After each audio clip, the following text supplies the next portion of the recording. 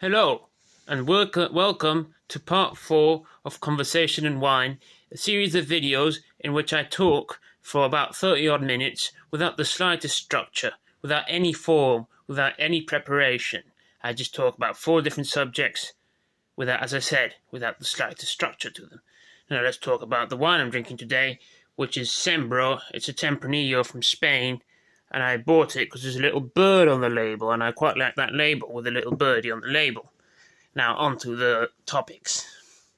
First of all, I just talk about authoritarianism. It's just that by temperament, I don't like it when people tell other people what to do with their time or how they should live their lives. Just by temperament, I don't like it, and it's because they've got it all, a lot of politicos and ideologues are like that. They've got it all figured out, and they've got like an idealized version of how society should be and how people should behave, and they want everyone to conform to this kind of pattern, this kind of this ideology, because it's so annoying that the fact that they know what's better for you. It's like ideologies like liberalism and social democracy aren't authoritarian ideologies. It's like social democracy is. It's just like things happen naturally in both ideologies. Societies are what people make of them. Like for liberalism, the emphasis is on the individual, and it's up to him to determine his choices and his values. It doesn't say society should be organized in such a way. Whereas social democracy is humans are social creatures, and it's society is what people make of it. Because humans are social creatures, they come together naturally. So, on the kind of political spectrum, I always score like I'm slightly left of center, but I'm on the liberal spectrum. But I'd rather, if anything, I'd rather be on the liberal right than on the left, on the authoritarian left. I find it annoying when people tell others what to do with their time, and it's just they've got it all figured out. And they know what's better for other people, which I just find insulting. It's yeah. Ultimately, I'd rather be neutral about the good life. So that's enough on that topic. I haven't gone into much detail. But what I'm going to talk about now is Frank Zappa. And Frank Zappa is one of my favorite musicians. And I think I first got into him because I was 13 years old. And of all places, I was watching MTV, because if you are 13 and you like music, chances are you watch MTV. I wasn't that clued up on different types of music. And then there was this program where I think it was called, it was very uncharacteristic for MTV to show a program like this, is I see musical pioneers.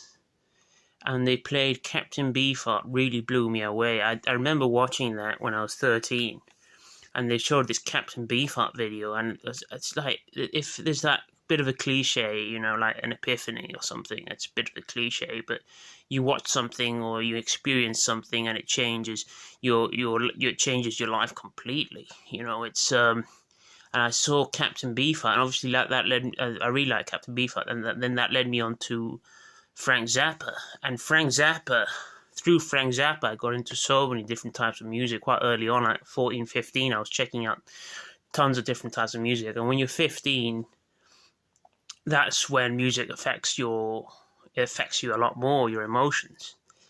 And I listen to jazz, classical music. And Frank Zappa, is astonishing the way he wrote. He kind of spliced different. He wrote jazz, he wrote modern classical, he wrote rock, he wrote doo-wop, kind of bluesy stuff, and fused it all together. like probably my favorite period is probably like the Mothers of Invention. Like from the late 60s. It's just wild the way that they probably weren't the best musicians you work with, but that's probably my favorite period. The way you have this wild free jazz improvisation, and then suddenly it's kind of more like this. I was listening to this album called these two albums recently called Burnt Winnie Sandwich and Weasels Rip My Flesh. I finally bought physical copies after listening to pirated versions for years. And it's astonishing the way you have these group improvisations in a live situation. It's kind of wild. And it's kind of like this free jazz, shrieky timbre to it. And then he'd suddenly splice and edit towards this kind of more studio, really kind of elaborate, kind of modern classical piece. And and and then he Grand Wazoo, free that's kind of big band jazz, and then he did like jazz fusion, and it's kind of like Roxy and Elsewhere. That's a bit funky.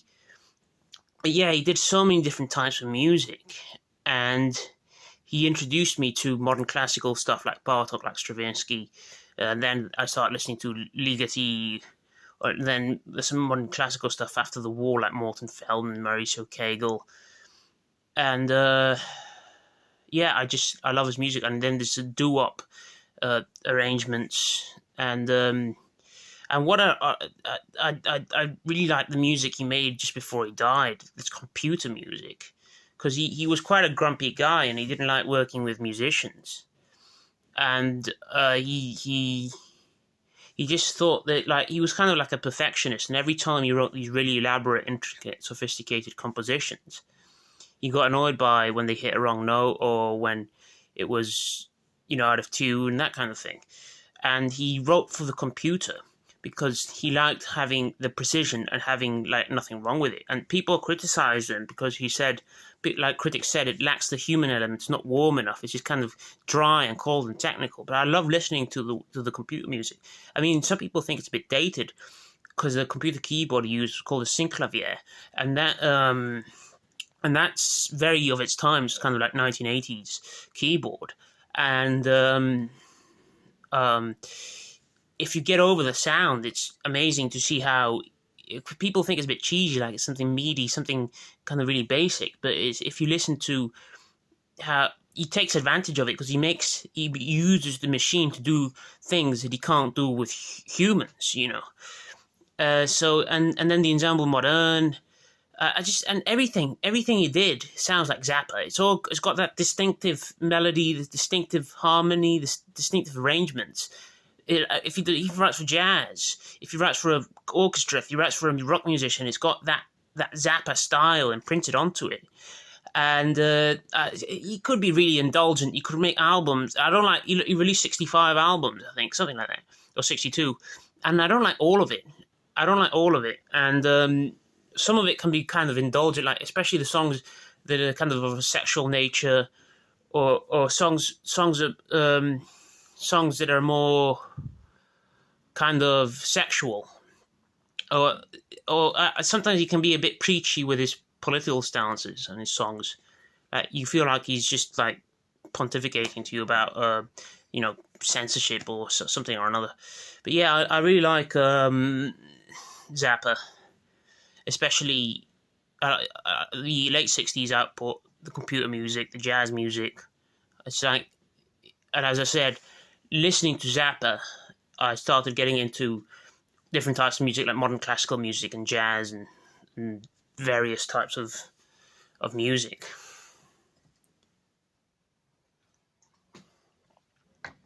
Right, so I think by the looks of things, this is going to be a shorter video this time. I was going to talk about the Angry Young Men, which was this movement in I guess a lot of the time when you get these movements in the arts, they're kind of that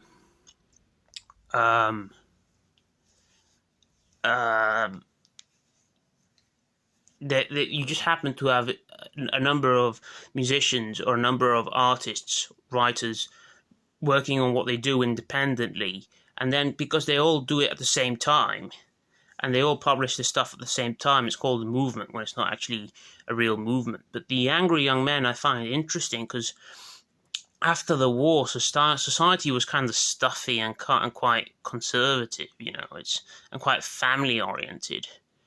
And the angry young men, and there's also like a sense of kind of like complacency and resting on our laurels, because this post imperial society that like it's the end of empire, and we just kind of become complacent, and we're just kind of plodding along, and we're like giving all the empire away, and then what's next? And we're kind of conservative and self-satisfied, and in terms of the economic performance, Germany's ahead of us. Germany's ahead of Britain in terms of um, more advanced industry, more modernized industry, and then after the 50s, you get the start of what's called stagflation, and the British economy, just in terms of productivity, in terms of all the metrics, is falling behind France and Germany and all these other countries, and it's kind of complacent. And the angry young men, a lot of them were kind of liberals, or they're kind of socialists. But they, for example, when Kingsley Amis published Lucky Jim, it's very much of its time. But when I read it, I was expecting a lot more from it. I thought it was going to be a hard hitting satire that critiques like the church and critiques the academia, British institutions, like pretentiousness. But I just thought it was a bit soft. Like I didn't think the satire was very hard hitting, and I just found it a bit disappointing. A lot of it was about the relationships between the characters. I thought I was expecting a lot more from that novel. And then this writer I haven't read, but I just find him quite interesting. It's called Colin Wilson, and the other writers from The Angry Young Men were more political, but Colin Wilson popularized existentialism for a British audience. And what was, he came from a kind of working class background, and a lot of them were kind of middle class or working class. And that's like kind of signifies the rise of equal opportunities and a kind of more egalitarian meritocratic society after the war. And Colin Wilson came from a working class background in Leicester, and he was very well read, but he dropped out of school when he was 16 and because he flunked his maths examination. And he was living in London, and he was working in a cafeteria, and he slept in a sleeping bag in a park in London. And every day he would go to the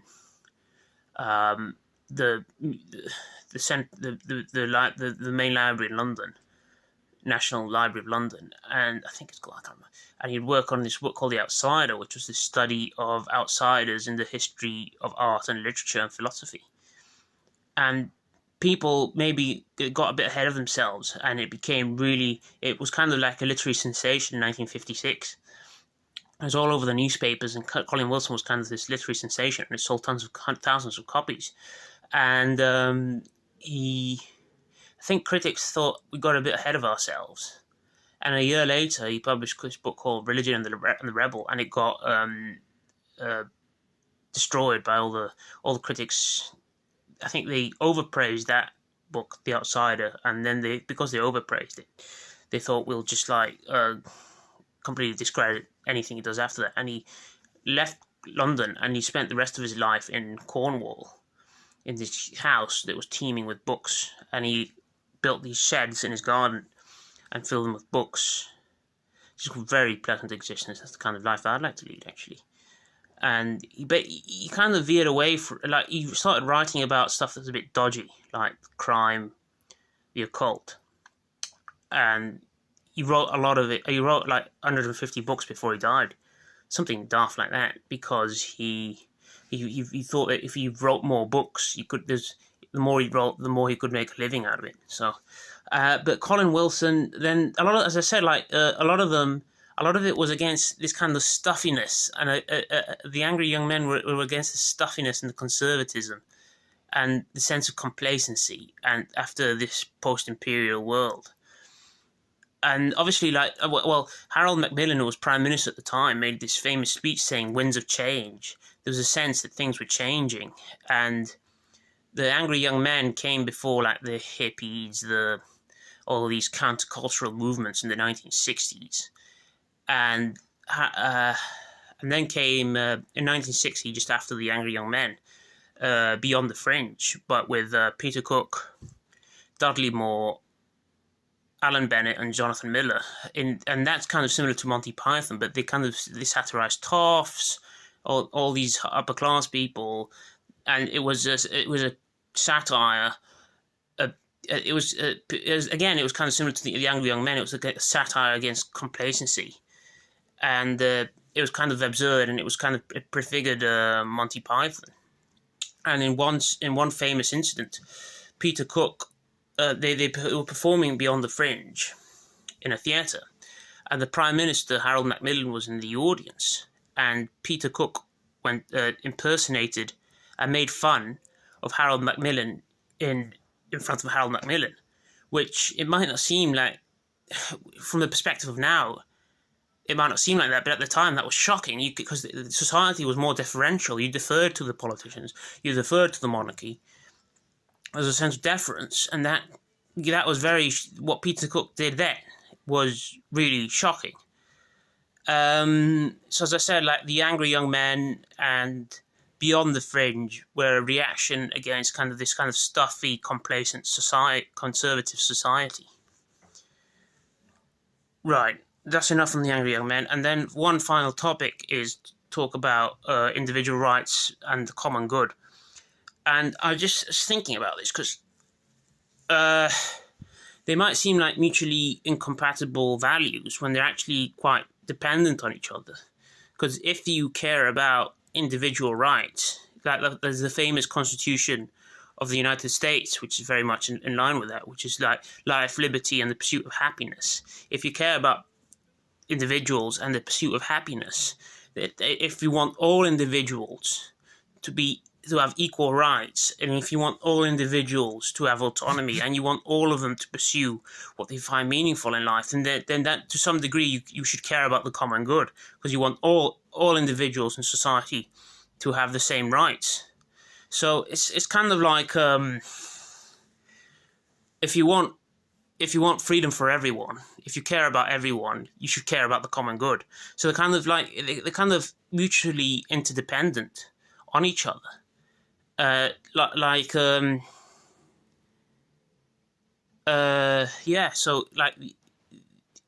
like individual rights. If you care about individual rights, you should care about the common good as well.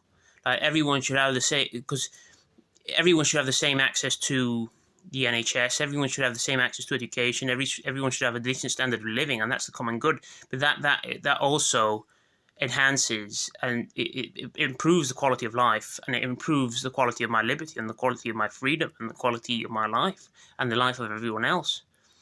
So they're not like mutually incompatible. In fact, they're very dependent on each other. All right, so I'll have a bit more of the wine. I've talked about everything I want to talk about. I talked about John Rawls in the first video, but it's like he's got that.